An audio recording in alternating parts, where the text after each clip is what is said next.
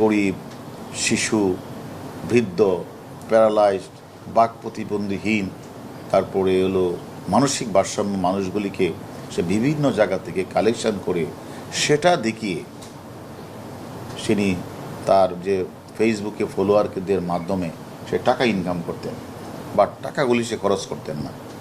অন্যদিকে ওই গরিব অসহায় মানুষগুলি যে চিকিৎসার জন্য অনেক সময় অপারেশনের প্রয়োজন হতো, অত পচন ধরেছে, সে হাতও কেটে ফেলতো, আঙ্গুল কেটে ফেলতো, ব্লেড দিয়ে সে কেটে ফেলতো, এই যে রক্ত বের হতো এবং সে শেখা এবং এই যে ব্লেড ছুরি দিয়ে কাটাছেঁড়া রোগীরা যে কষ্ট পেত, আর্তনাদ করত, এই মাদকাসক্ত মিল্টন পৈশাচিক আনন্দ উপভোগ করতেন।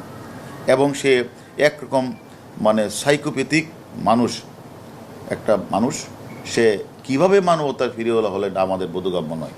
এবং সে কিন্তু স্বীকার করেছেন তার অপারেশন থিয়েটারে ছড়ি আছে, ব্লেড আছে, এগুলো আমরা উদ্ধার করেছি, এগুলো দিয়ে সে করতেন, সে নিজেও স্বীকার করেছেন। এবং টর্চার সেলে যে সে মানুষগুলিকে যে পিঠাতেন, সে তাদেরকে বানর অভিহিত করতেন এবং তাদেরকে পিটিয়ে সে নিস্তেজ করতেন। এইগুলি আসলে শুনতেও খারাপ লাগে।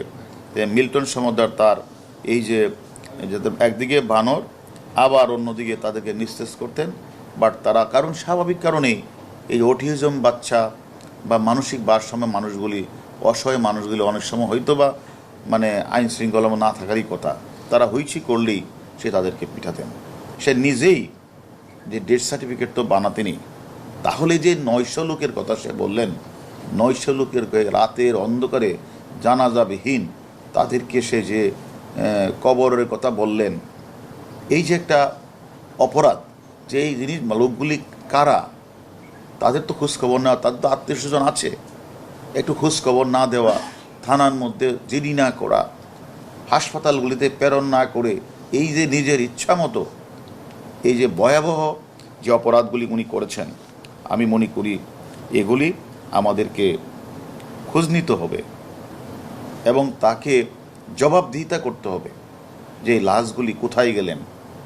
কারণ এই লাশগুলি যে মারাও যায় তো রেজিস্টার থাকবে, এখানে চিকিৎসাধীন অবস্থায় মারা গেল, কি হলো তার, এই লোকটা কেন মারা গেল, এটা তো একটা রেজিস্টার থাকবে। সেই রেজিস্টারে তো তার অন্তত থাকার কথা হিসাবটা, যে এই লোকটার বাড়ি কোথায়, তার আত্মীয় স্বজনকে জানানো। সে উল্টা যে মানুষগুলি অসহায় কোনো বাচ্চা বা কোনো শিশুকে নিয়ে দিয়ে আসতো, এই লোকটা যখন কখনো জানতে চাইতো যে আমি যে বাচ্চাটা দিয়ে গিয়েছিলাম কোথায়, উল্টা ওই লোকটাকেই টর্চার সেলে পিটাতো, আর যেন কোনো দিন কেউ সেখানে কারো খোঁজখবর না নিতে পারে। সেইভাবে আমি মনে করি যারা ফেসবুকে এই মিল্টন, এই যে মাদকাসক্ত মিল্টনকে ফেসবুকে ভাইরাল করার জন্য কিছু অসহায় মানুষের ছবি তুলে তারা এগুলি বিভিন্ন জায়গায় প্রচার করতো শুধু টাকার উদ্দেশ্যেই, এখন তার অ্যাকাউন্টে প্রচুর টাকা, কয়েকদিনে 1,25,00,000 টাকা এসে গেছে, সে টাকাগুলি খরচ করে নাই, তাহলে তার উদ্দেশ্যটা কি, এটাও আমরা তদন্তে নিয়ে আসছি। তাহলে তুমি যদি মানবতার লয় হই, তাহলে তো তাদের টাকাগুলি খরচ করার কথা, হাসপাতালে পাঠানোর কথা। এবং যদি কেউ মারা যায়, মানুষ মারা যেতেই পারে, তাহলে সেটা হাসপাতালকে জানানো, থানাকে জানানো, মিডিয়াতে বলা বা পেপার পত্রিকায় দেওয়া, যদি তার ঠিকানা না থেকে থাকে, আর ঠিকানা থাকলে তার আত্মীয় স্বজনকে জানানো। সে কোনো কিছুই করলো না, সে 900 লাশ দাপন করলেন, তার কোনো রেজিস্টার নাই। সে এখন বলে যেটা আমাদেরকে স্বীকার করলেন যে আসলে 900 লাশটা আমি বলেছি যে এটা বললে আমি দাপন করেছি, এটা বললে আমার কাছে ফেসবুকে প্রচুর টাকা আসবে, আসলে এত না, আসলে মারা গেছে 135 জন বা 40 জন, তাহলে 135 জনের রেজিস্টারের নামটা দেখাও। তা আসলে সে যে আরও আমাদের তদন্ত বাকি আছে, আমরা তাকে জিজ্ঞাসাবাদ করব যে টাকাগুলি কোথায় পাচার করেছেন, সে কেন পিটাতেন, সে কেন ডাক্তার রাখতেন না, সে কেন এদেরকে হাসপাতালে পাঠাতেন না, এগুলি আমরা তার কাছ থেকে আরও তথ্য নিব। আমি মনে করি যে আজকে যে অসুস্থ হয়ে মানুষ হাসপাতালে আসে, আর যদি এই মিল্টন এই যে এতগুলি মৃত্যুর ঘটনা, এই সবগুলি জবাবদিহি ঘটনা তাকে করতে হবে।